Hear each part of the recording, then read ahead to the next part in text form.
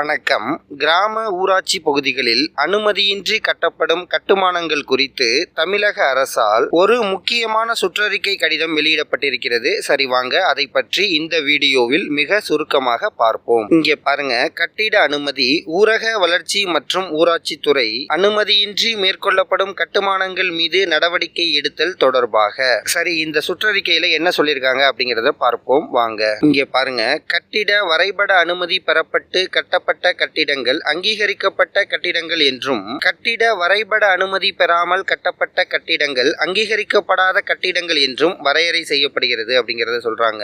அங்கீகரிக்கப்பட்ட கட்டிடங்கள் என்பது முறையான ஆய்வுக்கு பின் அனுமதி அளிக்கப்பட்ட கட்டிடங்கள் ஆகும். முறையான ஆய்வுக்கு உட்படாமல் கட்டிட வரைபட அனுமதியும் பெறாமல் கட்டப்படும் அங்கீகரிக்கப்படாத கட்டிடங்களின் கட்டுமானத்தை நிறுத்த சட்ட விதிகள்லாம் சொல்லியிருக்காங்க. பாருங்க, இந்த சட்ட விதிகளின்படி நடவடிக்கை மேற்கொள்ள கீழ்கண்ட அறிவுரைகள் வழங்கப்படுகின்றன அப்படிங்கறத சொல்லியிருக்காங்க. அங்கீகரிக்கப்படாத கட்டிடங்களின் மீது என்னென்ன நடவடிக்கை எடுக்க போறாங்க அப்படிங்கறத கீழே சொல்லியிருக்காங்க. பாருங்க, ஒன் பை ஒன்னாக பார்ப்போம். அதாவது ஊரக வளர்ச்சி மற்றும் ஊராட்சித்துறை சார்ந்த சம்பந்தப்பட்ட அதிகாரிகள் என்னென்ன நடவடிக்கை எடுக்க போறாங்க அப்படிங்கிற லிஸ்ட் கொடுத்திருக்காங்க. பாருங்க. 1.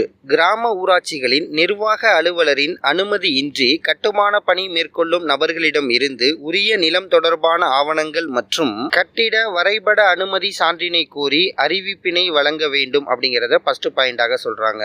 இரண்டாவது பாயிண்ட், அனுமதியின்றி கட்டப்படும் கட்டுமானங்களை நேரடியாக கள ஆய்வு செய்ய வேண்டும். கள ஆய்வின் போது கட்டிடம் முழுமையாக கட்டப்பட்டுள்ளதா அல்லது கட்டுமான பணி மேற்கொள்ளப்பட்டு வருகிறதா என்பதையும் ஆய்வு செய்ய வேண்டும் அப்படிங்கறத சொல்றாங்க. மூன்றாவது பாயிண்ட், கட்டிட வரைபட அனுமதி பெறப்பட்டுள்ளதா என்றும் அதிலிருந்து விதிமுறைகளை மீறி கட்டுமானங்கள் அமைந்துள்ளதா என்றும் ஆய்வு செய்து அதற்கான முழு விவரத்தையும் ஆய்வு அறிக்கையில் குறிப்பிட வேண்டும் அப்படிங்கிறத. நான்காவது பாயிண்ட், கட்டுமானம் முடிவு பெற்றிருப்பின் முடிவறிக்கை உரிய தொழில்நுட்ப அலுவலரிடமிருந்து பெறப்பட்டுள்ளதா என்பதையும் ஆய்வு செய்ய வேண்டும் அப்படிங்கிறதையும் சொல்லியிருக்காங்க. ஐந்தாவது பாயிண்ட், மேலும் கட்டிடம் சொத்து வரி விதிப்புக்கு உள்ளாக்கப்பட்டுள்ளதா அல்லது விடுபட்டுள்ளதா என்பதை குறிப்பிட வேண்டும் அப்படிங்கிறதையும் சொல்லியிருக்காங்க. ஆறாவது பாயிண்ட், கட்டிடத்தில் குடிநீர் வசதி, மின்சார வசதி மற்றும் கழிவுநீர் வசதி ஆகிய வசதிகள் ஏற்பாடு செய்யப்பட்டுள்ளதா என்பதை ஆய்வு செய்து ஆய்வு அறிக்கையில் குறிப்பிட வேண்டும் அப்படிங்கிறதையும் சொல்லியிருக்காங்க. ஏழாவது பாயிண்ட் பாருங்க, அனுமதி பெறப்படாமல் கட்டப்பட்ட கட்டிடம் தொடர்ந்து கட்டப்பட்டு கொண்டிருந்தால் அதை பூட்டி முத்திரையிடும் அதிகாரம் கிராம ஊராட்சிகளின் நிர்வாக அலுவலருக்கு உண்டு.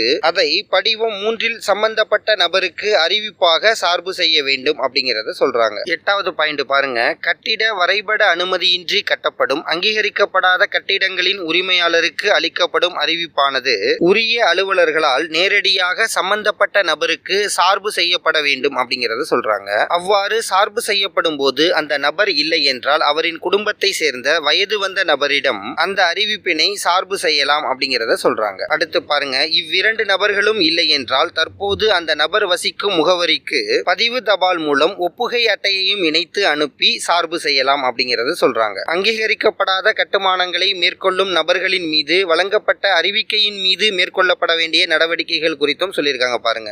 1.